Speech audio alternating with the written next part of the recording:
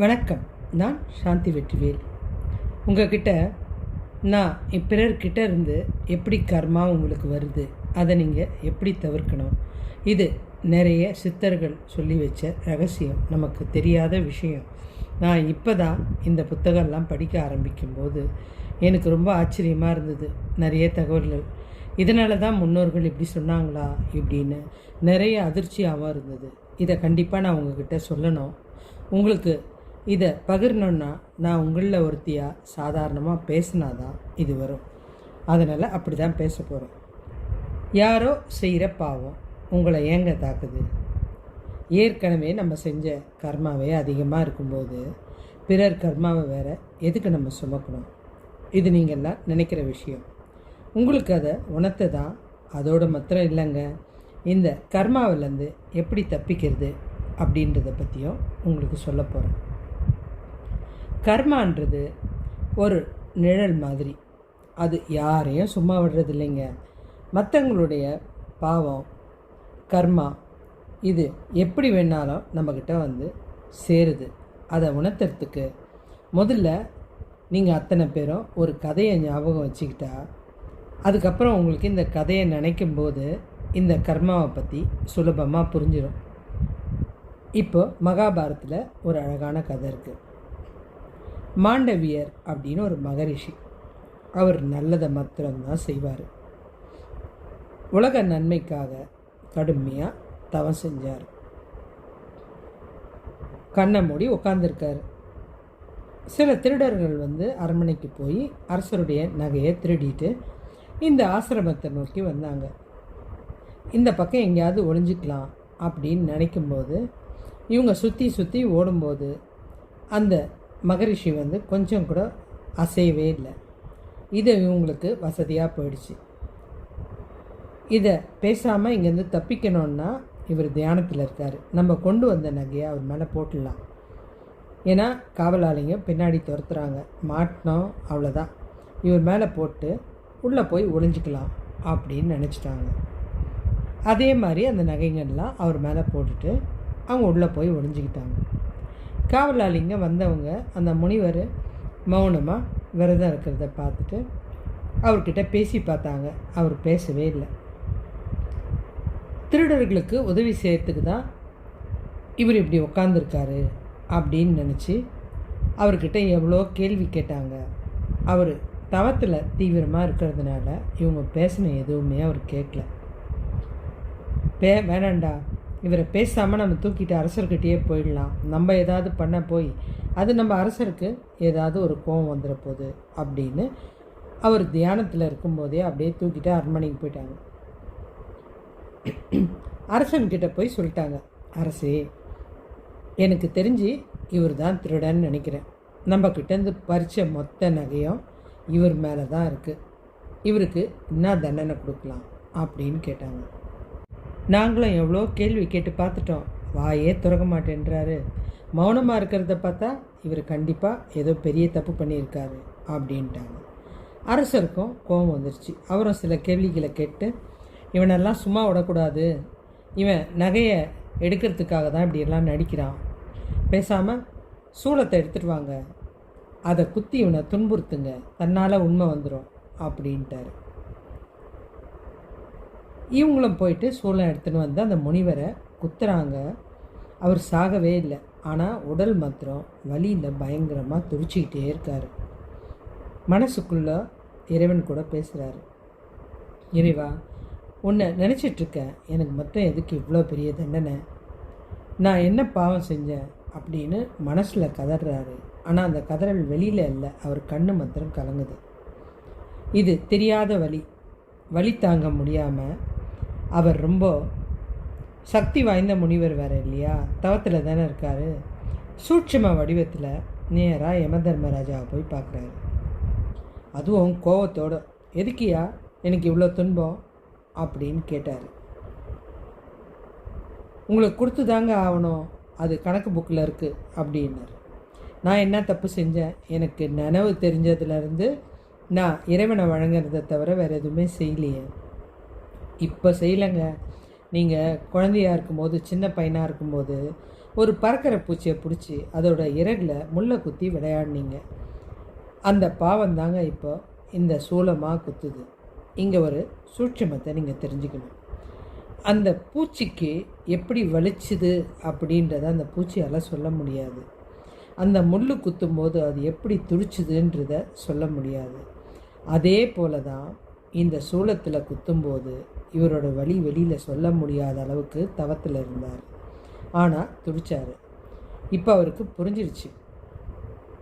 அதனால தான் எனக்கு இந்த தண்டனையா, பரவாயில்ல நான் தாங்கிக்கிறேன் அப்படின்னு நினச்சிட்டு அப்படியே அந்த தவத்தை தொடர்ச்சியாக செஞ்சார்.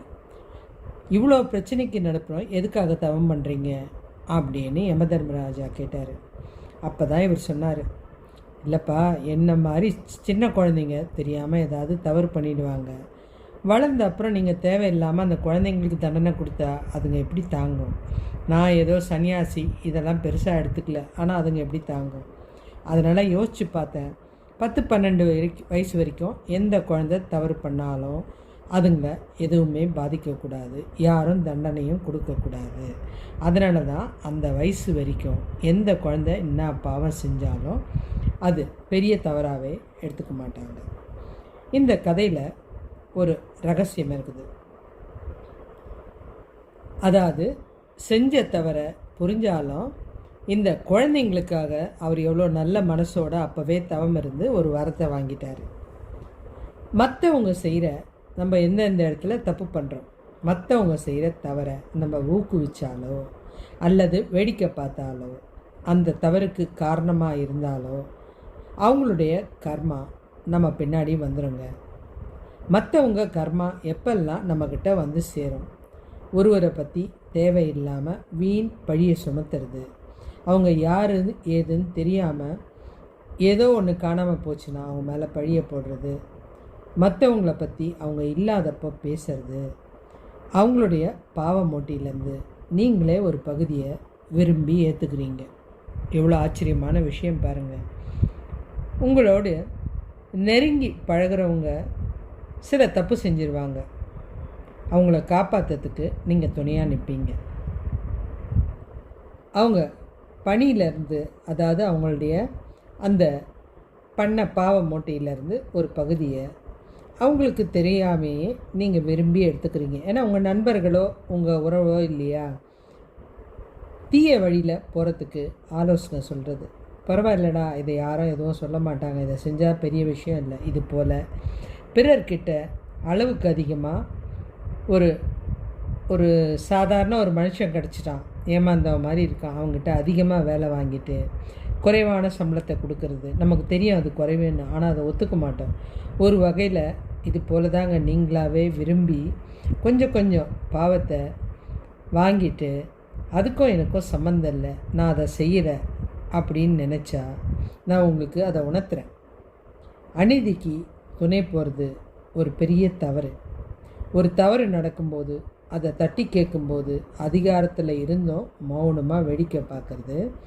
பீஷ்மர் எப்படி எல்லா திறமையும் இருக்குது, அந்த இடத்துல எல்லாருமே பீஷ்மரை பார்த்தா தலை வணங்குவாங்க. ஆனால் சபையில் திரௌபதிக்கு ஏற்பட்ட கொடுமையை பார்த்துட்டு அவர் எதுவுமே செய்ய முடியாமல் இருந்தார். ஆனால் அவருடைய மனசில் புரியுது தவறு என்ன. அந்த மாதிரி தான் நம்ம அமைதியாக இருக்கிறோம். சிலருக்கு தவறான ஆலோசனை சொல்கிறது, அந்த ஆலோசனையை கேட்டு அந்த நபர் சும்மா இருப்பாருன்னு நினைக்கிறீங்களா? அவர் செய்கிற அதுக்கப்புறம் எல்லா பாவத்திலேருந்தையும் உங்களுக்கு ஒவ்வொரு பங்கு வந்துடும். இப்போ நீங்கள் ஒருத்தருக்கு ஒரு கேசரியை ஒரு பாக்ஸில் போட்டு கொடுத்துட்றீங்க, அவன் வேணாப்பா அப்படின்றான். இல்லைப்பா எடுத்துன்னு போயேன், நான் தான் உனக்கு பிரியப்பட்டு கொடுக்குறேன்னு சொன்னால் அது எப்படி எத்தனை பேர் சாப்பிட்டாங்கன்னு தெரியாது, அத்தனை பேருக்கும் அந்த இனிப்பு போவோமே. அதே மாதிரி தான் இந்த பாவம். பிறர் உழைப்பை சுருண்டுறது அப்படின்னு சொன்னல, இது நீங்கள் அவருடைய உழைப்புக்குரிய ஊதியம் கொடுக்காம ஏமாத்துறது. இதனால் ஒரு பிரச்சனையும் இல்லை, அவன் வேலை செஞ்சுட்டு தான் போவான், ஆனால் அதனால் அவன் உடம்பு படுற பாடு இருக்க, அதுக்காக அவன் ரகசியமாக கண்ணீர் விடுறது நீங்கள் பார்த்துருக்க மாட்டீங்க. ஆனால் அந்த இறைவன் பார்த்துருப்பான். அந்த பாவத்தில் ஒரு பகுதி உங்களுக்கு வந்துடும். இதை எப்படி தவிர்க்கலாம்? தவறான ஆலோசனைகளோ யோசனைகளோ கேட்காதீங்க. தவறு நடக்கும்னு தெரிஞ்சால் அதே மாதிரி அந்த இடத்துக்கு நீங்கள் போகாமல் தவிர்த்துருங்க. பிறரை பழிவாங்க நினச்சா அது அவங்களுடைய கர்மாவுடைய பந்தம் உங்களோட வந்து ஒட்டிக்கும். நீங்கள் நல்லதை விதைச்சா உங்களை சுற்றிலும் நல்ல பயிர் தான் இருக்கும். இதுக்கு சில விஷயங்களை உங்கள்கிட்ட பகிர்ந்துக்கணும். வேறு எப்படியெல்லாம் பிறருடைய கர்மா உங்களுக்கு வரும் அப்படின்றத தெரிஞ்சால், இதுதான் முதியோர்கள் அதாவது முன்னோர்கள் சொன்ன விஷயம். நீங்கள் ஆச்சரியப்படுவீங்க. தூங்கும்போது ஒரு மனிதனை தாண்டக்கூடாது. இது என்னடா இது மூலிமா எனக்கு எப்படி கர்மா சேரும், அதை தான் உங்களுக்கு விளக்க போகிறேன். இதுதான் சொன்ன ஆச்சரியமான தகவல்கள். அதாவது அந்த மனிதன் படுக்கும்போது மிகப்பெரிய உருவமாக இருப்பான், நிற்கும்போது மெலிசாக இருப்பான். கை காலை விரிச்சிட்டு அவன் எவ்வளோ தொலைவு விரிவாக படுக்கிறானோ அந்த அளவுக்கு அவனுடைய ஆத்மா பரவி அவனை சுற்றிலும் ஒரு வட்டம் போட்டு இருக்கும். இது வந்து ஆரா அப்படின்ற ஒரு வெளிச்சம். அதாவது இந்த ஆத்மாவுக்கு எவ்வளோ தொலைவு வேணாலும் விரிகிற அளவுக்கு சக்தி இருக்குது. அவங்கள தாண்டும்போது இந்த கர்மா எப்படி உங்களுக்கு வருதுன்னு பாருங்கள். நீங்கள் தாண்டும்போது அவங்க உடம்புக்குள்ளே போல, அவங்க உடம்பை தாண்டி போகும்போது அந்த சுற்றி அவங்க உடம்பை சுற்றி ஆரோ வடிவில் அந்த ஆத்மா பரவி இருக்குதுல்ல, அதுக்குள்ளே நுழையிறீங்க. அவங்களுடைய கர்மாக்குள்ளே நுழையிறீங்க. அது அதை விரும்பாது, உங்களையும் அதில் அழைச்சிக்கும். நீங்கள் அதில் போனால் இப்போ எப்படி நெருப்பு எரியும் போது அதை பக்கத்தில் போனால் கூட அந்த அனல் வந்து உங்களை கண்டிப்பாக பாதிக்கும். அது மாதிரி தான் இது. அதுக்குள்ளே போனீங்கன்னா அது உங்களை சும்மாவே விடாது. உங்களுக்கு எப்படி சொல்கிறதுன்னு தெரியல. அதனால தான் பெரியவங்க தூங்கும்போது சொல்லுவாங்க தாண்டாத அப்படின்னு. நம்ம என்ன பண்ணுவோம், உடனே புத்தி போட்டுப்போம். சாதாரணமாகவே ஒருத்தரை தாண்டி போகிறதுன்றது அவங்களுடைய எல்லைக்குள்ளே அவங்க விருப்பம் இல்லாமல் நீங்கள் நுழையிறது மாதிரி. இது எப்படி சொல்கிறதுன்னு சொல்லும்போதே எனக்கு யோசனை வந்துருச்சு. அதாவது இப்போ நீங்கள் உங்கள் ரூமில் உட்காந்து டிவி பார்க்குறீங்க. உங்கள் வீடு, அந்த ரூமுக்குள்ளே திடீர்னு அனுமதி இல்லாமல் ஒரு ஆள் உள்ளே வரும்போது உங்களுக்கு எவ்வளோ கோவம் வரும். என்னோடய வீட்டில் என் ரூமில் நான் உட்காந்துருக்கேன், நீ எப்படி வரலாம், அதுக்கு அந்த மனுஷனை எப்படியெல்லாம் திட்டுவீங்க. அந்த உடல் வந்து உங்களுக்கு உரிமைப்பட்டதாக இருக்கலாம், ஆனால் அந்த ஆத்மா வந்து உங்களோடது கிடையாது.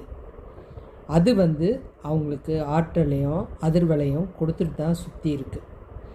அப்படி இருக்கும்போது அவங்களுடைய எண்ணங்களை அது ஆரோ வடிவில் சுற்றி செயல்படுத்திகிட்டே இருக்குது.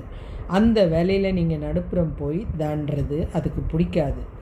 அது நல்ல விஷயத்தை சேகரிச்சிருந்தா அதை தாண்டும்போது அதனால் உங்களுக்கு நல்லது நடக்கும். இல்லைன்னா அது வேறு யாராவது அழிக்கணுன்ற கெட்ட எண்ணம் இருந்தால் அதோட பாதிப்பு உங்களுக்கு வரும். இதே தாங்க காலில் எட்டி உதைக்கிறது.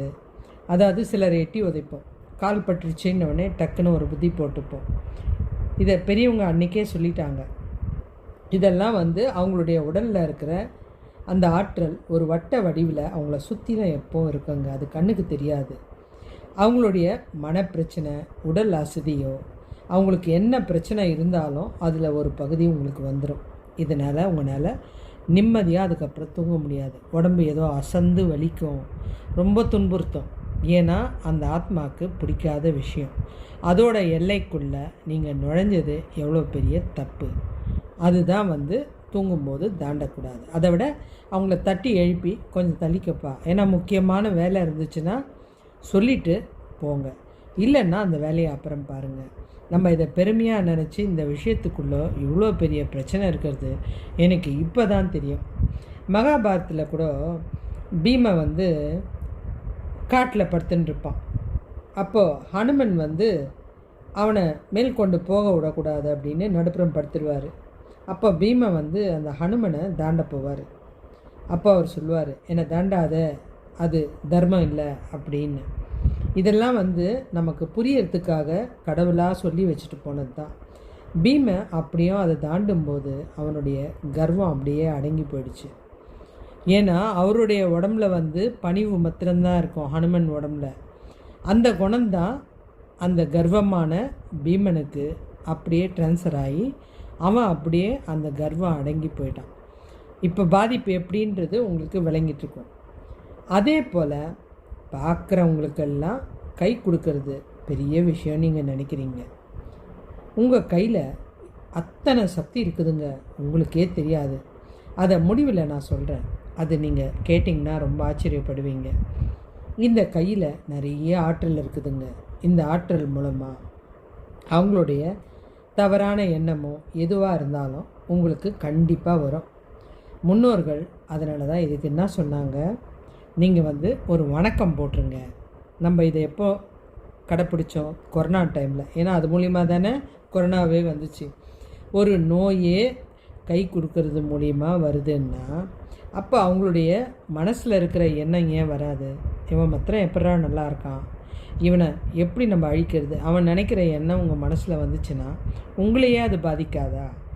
அதனால் நம்ம இந்திய கலாச்சாரத்தின்படி நீங்கள் பார்க்குறவங்களுக்கு ஒரு வணக்கம் சொல்லிடுங்க. அது ஒரு தனி மரியாதையை கொடுக்கும். தொடவே தொடாதீங்க. நீங்கள் பெரிய பெரிய கோடீஸ்வரன்லாம் பார்த்துருப்பீங்க. அவங்க யாருக்குமே கை கொடுத்துட்டு இருக்க மாட்டாங்க. 2 கையும் சேர்ந்த மாதிரி வச்சுட்டு தான் இருப்பாங்க. நீங்கள் நிறைய பேரை பாருங்கள், வேணும்னா ஃபோட்டோலாம் கூகுளில் போய் தேடி பாருங்கள். அவங்க கை பிரிஞ்சு இருக்காது, ஒன்றோட ஒன்று இணைஞ்சா மாதிரியே இருக்கும். இது ஒரு அற்புதமான விஷயம். இதெல்லாம் எனக்கு தெரியும் போது உங்களுக்கு சொல்லணும்னு நினச்சேன். இதில் இன்னொரு விஷயமாக இருக்குது. இதில் வருத்தப்படுறதுக்கு ஒன்றுமே இல்லை. சிலர் என்ன பண்ணுறோம், அணைக்கிறோம் சேர்த்து. அந்த அணைக்கிறது மூலிமா இன்னும் கர்மா கொஞ்சம் ஜாஸ்தி நம்மளுக்கு வந்துடும். அது நாமளே விரும்பி ஏற்றுக்கிறதுக்கு சமம். யாருன்னே தெரியாது, டக்குன்னு அவங்கள சேர்த்து பிடிச்சிப்போம். அவங்க என்ன தாட்டோடு வந்திருக்காங்கன்றது கூட தெரியாது. இது தப்புன்றதை நான் எப்படி சொல்கிறேன்னா, இதனால தான் முனிவர்கள் யாருமே தங்களத்தோட அனுமதிக்கிறது இல்லை. ஏன்னா அவங்க இறைவனை பார்க்குறதுக்காக தவம் பண்ண வந்திருக்காங்க. அப்போ முதல்ல இறைவனை பார்க்கணுன்னா என்ன பண்ணணும்? அவங்க கர்மாவை குறைக்கணும். அதுக்காக தான் தவம் இருக்கிறாங்க. அப்படி தவம் இருக்கும்போது அவங்க வேறு யாரையும் தொட அனுமதிக்கிறதில்ல.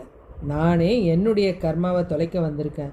உங்கள் ஒவ்வொருத்தர் தலையிலையும் கை வச்சு ஆசீர்வாதம் பண்ணி உங்களை அணைச்சி ஆறுதல் சொல்லி நீங்கள் காலில் விழும்போது நான் ஏற்றுக்கிட்டா உங்களுடைய பாவம் திரும்பி எனக்கு ஜாஸ்தியாகிடும், என்னால் இதை குறைக்கவே முடியாது அப்படின்னு நீங்கள் காலில் விழ போனாலும் 4 அடி பின்னாடி போயிடுவாங்க. அணைக்க போனாலும் தடுத்துடுவாங்க. அப்படியே கையை வச்சு ஆசீர்வாதம் கொடுக்குற மாதிரி தள்ளிடுவாங்க. அதே மாதிரி அவங்க கூட இருக்க பக்தர்கள் கூட அதை தள்ளி விட்டுருவாங்க. இது தப்பு கிடையாது. அவங்களுடைய பிரச்சனைக்கு நம்ம போகக்கூடாது. அவங்க இறைவனை பார்க்கறதுக்காக தியானத்தில் இருக்கிறவங்க. அதே மாதிரி இன்னொரு விஷயம், நீங்கள் துன்பப்படும் போதும் அவங்க சேர்த்து பிடிச்சி ஆறுதல் சொல்ல மாட்டாங்க, கண்ணீரை துடைக்க மாட்டாங்க. ஏன்னா அவங்க தூரம் இருந்தே நல்லா இருப்ப, போயிட்டு வா, அந்த வார்த்தை மூலியமாகவே சொல்லி அனுப்பிச்சிடுவாங்க. அவங்க காலில் விழுறதையும் அவங்க விரும்புறதில்லை. அவங்களது கர்மா திரும்பவும் அவங்களுக்கு அந்த கை மூலியமாக அவங்க காலுக்கு போயிடும். அந்த பயம்தான் அதுக்கு காரணம். நம்ம இதை தப்பாக புரிஞ்சுக்கிறோம். ஆனால் இதை யோசித்து பார்க்கும்போது இது சித்தர்கள்லாம் அனுபவமாக சொல்கிற விஷயம். யாருக்குமே ஆறுதல் சொன்னாலும் கொஞ்சம் தூரம் இருந்தே சொல்லுங்கள். இதை தான் அவங்களும் செய்கிறாங்க. அதுக்குன்னு சொந்த உறவெல்லாம் தூரம் இருந்து சொல்ல முடியாது. முன்ன பின்ன தெரியாத ஆட்களுக்கு தான் சொல்கிறேன். இதெல்லாம் அவங்களோட குணம் என்னன்னு தெரியாது, அவங்க என்ன செய்வாங்கன்னு தெரியாது, அவங்களுக்காக தான் சொல்கிறேன். உறவுகளுக்குள்ள இதெல்லாம் எதுவுமே நம்ம பார்க்க வேண்டியதே இல்லை. இன்னொரு ஆச்சரியம் சொல்ல போகிறேன். நம்மக்கிட்ட ஒரு கெட்ட பழக்கம் இருக்குதுங்க. வெளியிலேருந்து யாராவது உங்களை பார்க்க வந்துட்டா நீங்கள் நல்லவர் அப்படின்னு அவங்க தெரிஞ்சுக்கணும். அதுக்காக நீங்கள் என்ன பண்ணுவீங்க? அவங்க யார் ஏதுன்னு தெரியாமல் உடனே ஓடி போய் காலில் விழுந்து, அங்கிள் எப்படி இருக்கீங்க, ஆண்டி என்னையும் ஆசீர்வாதம் பண்ணுங்க ஆண்டி அப்படின்னு காலை தொடுவீங்க. நீங்கள் அவங்களுக்கு நீங்கள் ரொம்ப நல்லவர், எவ்வளோ பணிவு அப்படின்னு நினைப்பாங்க. ஆனால் நமக்கு என்னன்னா, இந்த மாதிரி கால் தொடுறது மூலிமா அவங்களுடைய கெட்ட கர்மா நம்மக்கிட்ட வந்துடும். நம்ம நல்லவங்களாக இருந்தால் நம்மளுடைய குணம் புண்ணியம் அவங்களுக்கு கொஞ்சம் போயிடும். இது ஒரு ட்ரான்ஸ்ஃபர் ஆகிறதுக்கு ஒரு சின்ன வழி. அது ரொம்ப தப்பான விஷயம். அவங்களது கர்மாவை நீங்களே பணிவாக ஏற்றுக்கிறதுக்கு சமம். இப்போ உங்களுடைய குரல்லாம் எனக்கு கேட்குது. காலில் விழுறது தவறா? மொத்த கர்மாவும் கால் வழியாக தான் உடலுக்கு போகுது. அப்போ காலில் விழ வேண்டியது இல்லையா அப்படின்னு நீங்கள் கேட்குறீங்க. விழுங்க. உங்களை பெற்றவங்க இருப்பாங்க. உங்கள் வீட்டில் தலை வணங்கி நில்லுங்க. அவங்க காலில் உங்கள் தலையை வைங்க, தப்பே இல்லை. அதே மாதிரி வீட்டில் முதியவங்க இருப்பாங்க, அவங்கள வணங்குங்க. இவங்களோட எண்ணங்க எப்போவுமே நீங்கள் நல்லா இருக்கணும் அப்படின்றது மாத்திரம் நல்ல எண்ணமாக தான் இருக்கும். நீங்களே தீமை செஞ்சாலும் அவங்க நீங்கள் அழியணும் அப்படின்னு நினைக்கவே மாட்டாங்க. அது அவங்களே அழிச்சிக்கிறதுக்கு சமம். இன்னொரு விஷயமும் இங்கே சொல்ல போகிறேன். உங்கள் தாயார் சுமங்கலியா இல்லையா தெரியாது. ஆனால் சுமங்கலியா இல்லைன்னாலும் கவலை கிடையாது. அந்த தெய்வத்தோட ஆசீர்வாதம் உங்களுக்கு பல மடங்கு சக்தியை கொடுக்கும், உங்களை உயரமாக தூக்கி வைக்கும். அந்த ஆசீர்வாதம் உங்களுக்கு எப்படி கொடுக்கும்னா அள்ளி அள்ளி கொடுக்கும். என்னுடைய வாழ்க்கையும் நீயே சேர்ந்து வாழ்ந்துரு, எனக்கு தான் இந்த துன்பம் என் குழந்தைக்கு வந்துடக்கூடாது. அது ஆணாக இருக்கட்டும் பெண்ணாக இருக்கட்டும், எல்லா தாயும் ஒரே மாதிரி தான் யோசிப்பாங்க. அது முக்கியமாக அதிகமாக இருக்கும். என் பிள்ளை நல்லா இருக்கணும், என்னுடைய குழந்தை நல்லா இருக்கணும். நிறைய பேர் நினைப்பாங்க, நான் நல்ல விஷயத்துக்கு போகிறேங்க, எங்கள் அம்மா இப்போ இப்படி இருக்காங்க, நான் எப்படிங்க ஆசி வாங்குறது, அவங்க இப்போ அப்பா இல்லாமல் இருக்காங்க. அது தாய்ங்க, எப்படி இருந்தாலும் அது உன்னை பெற்ற தாய். நீ நல்லா இருக்கணும் தான் அது மாத்திரம்தான் அதோட சிந்தனையாக இருக்கும். வேறு எந்த ஆசையும் இருக்காது. அது யோசிக்கிறதும் தவறாக இருக்காது, சிந்திக்கவும் தெரியாது. நீ அதை தண்டிச்சா கூட அப்போ கூட இவன் நல்லா வாழ்ந்து இதே போல் நம்மக்கிட்ட சண்டை போடணுன்னு தான் நினைக்குமே தவிர கண்டிப்பாக நிந்திக்காது. சரி, பிறர் கர்மாவிலிருந்து தப்பிக்கிற வழிங்களை உங்களுக்கு சொல்ல போகிறேன். பிறரை பற்றி தெரியாத விஷயத்தை விமர்சனம் செய்யாதீங்க, இது தப்பான விஷயம். ஒருத்தர் கஷ்டப்படும்போது அளவுக்கு மீறி அதிகமாக பரிதாபப்பட்டு யாருன்னே தெரியாத ஒருத்தர் செஞ்ச விஷயத்துக்காக மனசளவில் கருணை செய்கிறதான்னு நினச்சி அதையே யோசித்து நான் நினச்சி கூட பார்க்கல, அவங்களுக்கு மாத்திரம் ஏன் அப்படின்னு நினச்சி சதா சர்வகாலம் அதையே நினைக்காதீங்க. அது அந்த துன்பத்துலேருந்து ஒரு பகுதியை நீங்கள் வாங்கிக்கிறது. அவங்களுக்கு உதவி செய்யுங்க, கண்டிப்பாக உடனே உதவி செய்யுங்க. ஆனால் அதை வீடு வரைக்கும் கொண்டு வந்து மனசில் நினைக்காதீங்க. மற்றவங்களுக்கு செய்யும் தீமைகளுக்கு கண்டிப்பாக துணை போகாமல் அமைதியாக விலகிடுங்க. கை கொடுக்கறத இங்கே சொல்லியே ஆகணும். நம்முடைய 5 கை விரல்களுக்கு சக்தி இருக்குது, அதனால தான் உங்களை கை கொடுக்காதீங்கன்னு சொன்னேன். ஒரு வணக்கம் மாத்திரம் போட்டுருங்க. அந்த என்ன சக்தின்றதை நான் சொல்கிறேன். நம்மளுக்கு ஆற்றல் அதிகமாக கொடுக்கக்கூடியது கட்டை விரல்னு உங்களுக்கு தெரியும். நீங்கள் வேணால் அந்த கட்டை விரல் இல்லாமல் ஏதாவது ஒரு பாத்திரத்தையாவது தூக்கி பாருங்கள், நிச்சயமாக முடியாது. அப்போ கட்டை விரல் யார்? இறைவனுக்கு சமம். இப்போ உங்களுக்கு புரிஞ்சிருக்கும், அந்த இறைவன் இல்லாமல் மற்ற 4 விரலால் ஒன்றும் செய்ய முடியாது. அடுத்து ஆள்காட்டி விரல், இது ஆத்மாவுக்கு சமங்க. எவ்வளோ ஆச்சரியம் பாருங்கள். அப்போது ஆத்மாவும் கட்டை விரலும் இணைஞ்சு வச்சா என்ன முத்திரை வரும்? சின் முத்திரை வரும். அப்போது நீங்கள் கேட்டதெல்லாம் நடக்குமா இல்லையா? இதுதான் தியானத்தில் சொல்லி கொடுக்குற வழி. அதனால தான் எப்போவுமே சித்தர்கள் கட்டை விரலும் அந்த ஆள்காட்டி விரலும் வச்சுட்டு தியான முத்திரையில் உட்காருவாங்க. எல்லா இறைவனும் அப்படி தான் உட்காருவாங்க.